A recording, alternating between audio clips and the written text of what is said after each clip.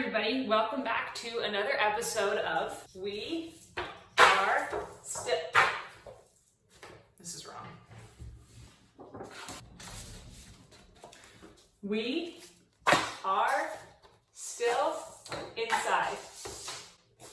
My name is Lindsay, and I'm so excited that you chose to join us for another week of We Are Still Inside, where we are talking about some of the fun things that we're doing throughout the week, some of the things that we're learning in the Bible, and we're also updating on how our good friend Planty is doing. Planty has had some serious progress this week. Let me show you.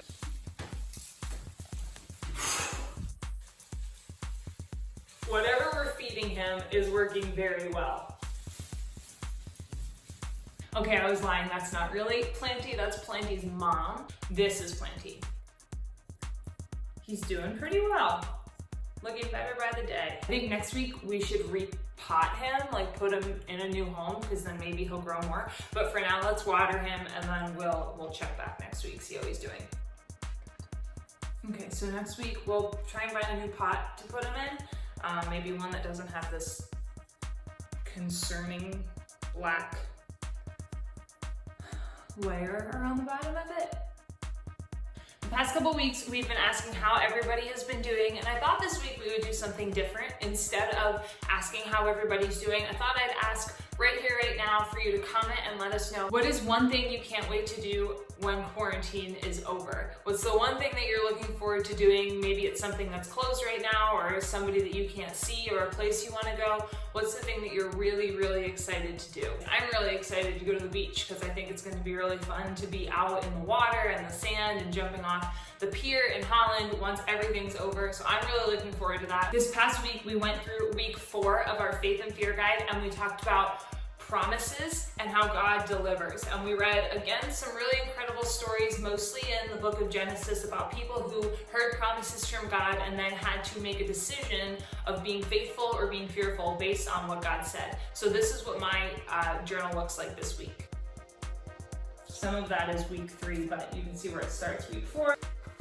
I find that I mostly write the same amount every day, but if you write more or less, that's totally fine. And again, you can do it on your phone too, it doesn't really matter. But one of the stories that we talked about and read about this week that I want to spend a couple minutes on is the story of Abram and the call of Abram, soon to be Abraham, that God put on his life. So Abram is someone who fears God and loves God, and in Genesis 12, not far into the Bible, God comes to Abram and he gives him a promise. I will make you into a great nation and I will bless you. I will make your name great and you will be a blessing.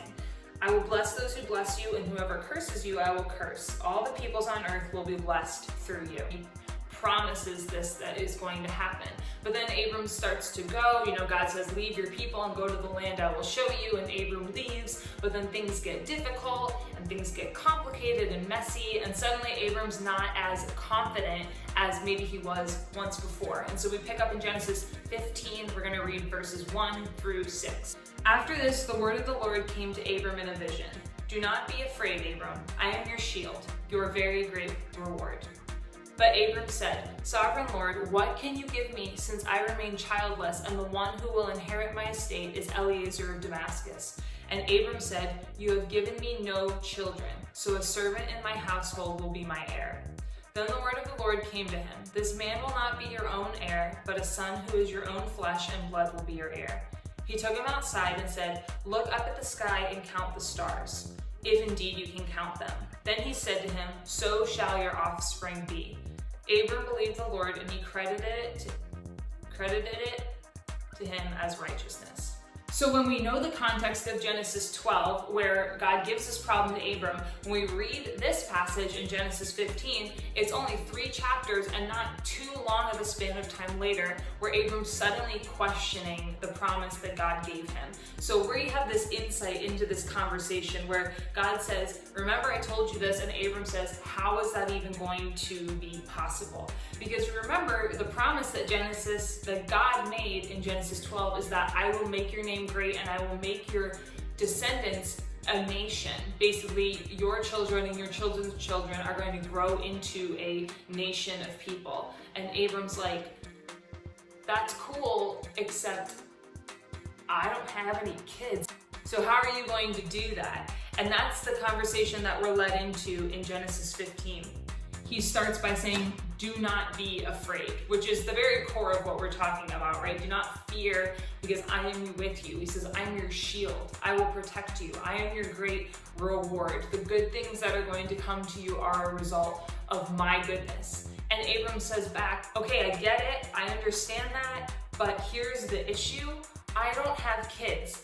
And if I don't have kids, everything that I've worked for, my home and my land and this promise that you've given me, are going to go to Eliezer of Damascus. We all know that's the worst thing that could possibly happen. No, we don't. We have no idea who Eliezer of Damascus is. What we learn if we look a little bit closer is that Eliezer of Damascus is the servant of Abraham's household. So he says, I don't have a son to give my property and the things that I've grown and the work that I've done to. It's going to go to a slave in my home, and I don't want that to happen. I want to have my own kids. And then God comes back and he says, the person who takes over will be your own flesh and blood, your son. You are going to, basically saying you are going to have a son. And not only will you have one son, but look, and he takes him outside and he says, look up at all the stars in the sky.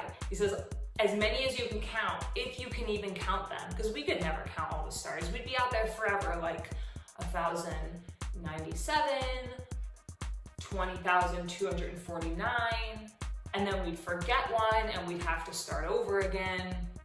And it would just be this whole big thing. There's so many stars. God kind of says that in a humor way, like, you can't even count all these, and that's how many descendants you're going to have. Not physical children, because that would be insane, but children and grandchildren and great-grandchildren and great-great-great-great-great-great-great-grandchildren. Abram chose to believe God, chose to have faith instead of be fearful, and he grew closer to God as a result. Here's what Abram was trying to do. He was trying to fit God's promises and God's plan into his current situation. Basically what he was saying was, God, I can't see how that's going to happen right in front of me right now, and so I don't believe it's ever going to happen. And that could be the same for you. God could have put a dream in your heart or put something in your heart that something in your life is going to be restored, or you are called to do something, or you're called to be someone, but you look at your current life and you think, there is no way that that can happen. Truth is that God is working in your life to bring about those things, and if we continue to step forward in faith instead of pulling back in fear like Abram was really, really close to doing, we can see how that can become a truth. Abram could have missed it. He could have missed out on all the good that God had for him if he chose to be fearful instead of faithful. So when we look at the promises of God, we could look at them now and we could say, I don't know, I don't think that's gonna happen for me. Or we can see in stories like the story of Abram that God delivers, it just takes time and it takes faithfulness. So as you're going throughout your week this week, be thinking, where are the places in my life where I need to be faithful? Where are the places that God has shown me a promise that he's called me to do something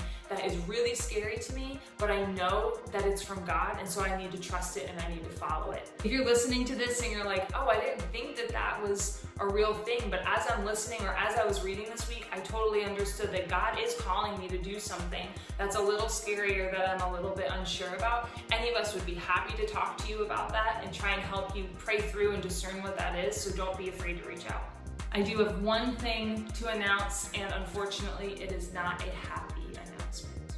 We found out last week that after a lot of prayer and a lot of waiting and thinking, that NTS camp is not happening in the summer of 2020 at Indiana Wesleyan University, where we normally go. However, it will be happening digitally in some way. I'll be sure to update you guys and give you more information.